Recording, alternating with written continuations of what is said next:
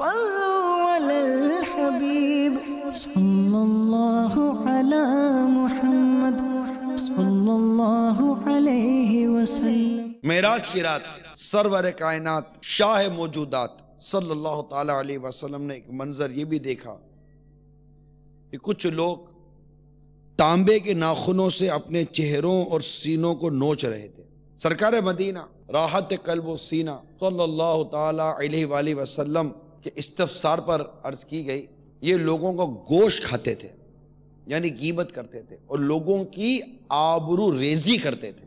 اب لوگوں کی آبرو ریزی کرنے والا اور لوگوں کی غیبتیں کرنے والا، یہ اس روایت پر غور کرے کہ وہ کس طرح بے باکی کے ساتھ اپنے مسلمان بھائیوں کی عیب جوئی کرتا ہے، اس کی برائیاں بیان کرتا ہے، اس کی غیبتیں کرتا ہے، اس کی چگلیاں کرتا ہے کہ مسلمان کی آبرو یہ دوسرے مسلمان پر حرام ہے۔ یقین مانیے اس دور میں ہر وقت کسی نہ کسی کی برائی، ہر وقت کسی نہ کسی کی خامی، ہر وقت کسی نہ کسی پر تنقید کہ یہ فلاں نہیں کرتا، یہ فلاں نہیں کرتا، یہ فلاں نہیں کرتا، اس میں یہ خوبی نہیں ہے، اس میں یہ خوبی نہیں ہے، پھر اس کی برائیاں، پھر اس کی غیبتیں، پھر اس سے حسد اور پتہ نہیں جھوٹ باندھنا، اتنے گناہوں میں آدمی پڑ جاتا ہے۔ صرف اس کے اندر طبیعت کیا ہوتی ہے؟ عیب نکالنے کی، عیب ڈھونڈنے کی، عیب بولنے کی، عیب عیب عیب عیب، جبکہ ہم جانتے ہیں کہ ہم سب تمام عیبوں سے مبرہ نہیں ہیں، ہم میں بہت سارے عیب ہوتے ہیں۔ اگر ہم ہر ایک کے عیب ہی ڈھونڈتے رہیں گے تو عیب تو ملیں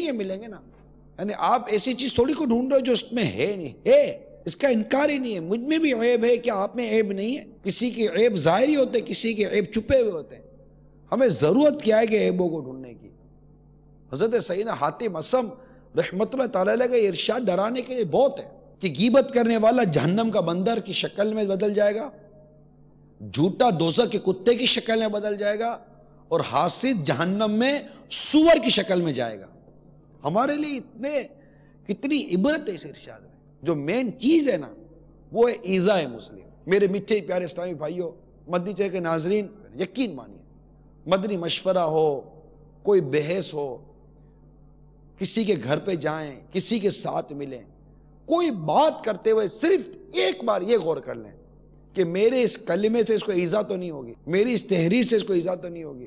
بات تو بے باکی کے ساتھ مائک پر لوگوں کی ایذا کرتے ہیں، برائیاں بیان کرتے ہیں، مائک پر بے لاکھ تبصرہ کرتے ہیں، اس کو ایذا نہیں ہوگی؟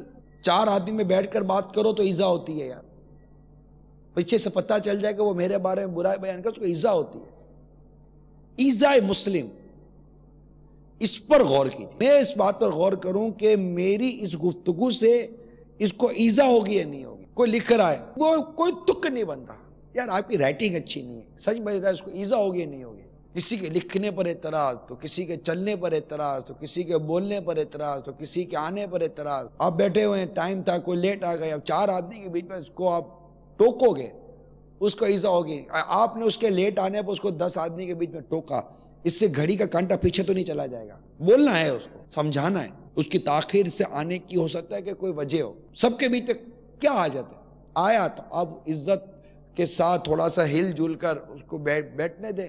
مدنی مشورے میں یا کسی بھی موقع پر اگر وہ آ کر بیٹھ گیا، کسی بھی نشست کے اندر بیٹھے دیں، شرمندہ تو نہ کرے۔ شرمندہ کرنے سے انسان کو ایذا ہوتی ہے۔ آؤ آؤ آؤ آؤ سیٹ صاحب، یہ کو آنے کا ٹائم ہے، واہ، اور مسکرا رہے ہیں، اور وہ اس کے دل کو، گردے کے ٹکڑے پھیپڑے سب آگے پیچھے ہو گئے۔ ارے یار جب دیکھو لیٹ آتے ہو، بڑے آدمی ہو گئے ہو، اسے وہ خوش تھوڑی ہوگا۔ ہمارے میں شرمندہ کرنے کی عادت ہے، جس کو دیکھو جب دیکھو شرمندہ کرتے ہیں۔ خوشی ہوتی ہے ہم کو لوگوں کو شرمندہ کرنے میں، واقعی میں صحیح کہہ رہا ہوں، خوشی ہوتی ہے شرمندہ کرنے میں۔ دعوت کے نام پر شرارے بھائی آپ کا ہم کو دعوت دو گے، اس سے وہ شرمندہ نہیں ہوگا یار، بھائی اس کو نہیں دینی آپ کو، واقعی نہیں دینی آپ کو دعوت، نہیں دینا چاہتا، اس کی بیچارے کی پوزیشن نہیں ہے۔ ارے ہمیں کہاں دعوت دو گے، ہمیں کہاں بلاؤ گے؟ کیونکہ اس کی شرمندگی میں اس کی ایذا ہے۔ شرمندہ کیوں ہو رہا ہے؟ وہ اس کو اندر تکلیف ہو رہی ہے، وہ مزہ تھوڑی کو آئے گا اس کو یار۔ اتنی چیزوں پر ہم غور کیوں نہیں کرتے؟ میری تو آتی ہے سمجھ میں نہیں، ہم غور کیوں نہیں کرتے بولتے وقت یار؟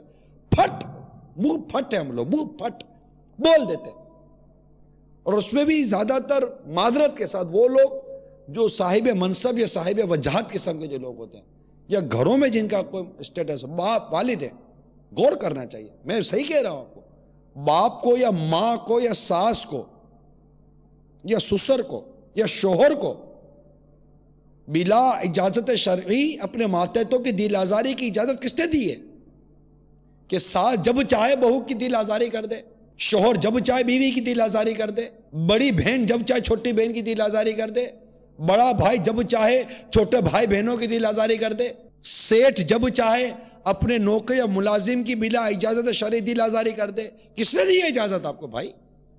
ٹھیک ہے آپ کے پاس گھر میں یا دفتر میں یا تحریک میں یا تنظیم میں یا کسی ادارے میں آپ کے پاس کوئی مقام و منصب حاصل ہے، لوگ آپ کے سامنے نہیں بولتے، لوگ آپ کے سامنے زبان نہیں کھولتے، یہ ان کی آپ سے محبت، مروت، لحاظ جو کچھ بھی ہے، آپ اس کو غنیمت جانو۔ آپ کو کس نے کہہ دیا ان کی دل آزاری کرنے کا، ان کو بے لاک ان پر تبصرہ کرنے کا اور ان کو بھرے بازار کے اندر بولنے کا؟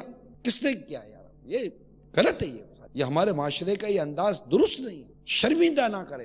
صلوا علی الحبیب صلی اللہ علی محمد صلی اللہ علیہ وسلم۔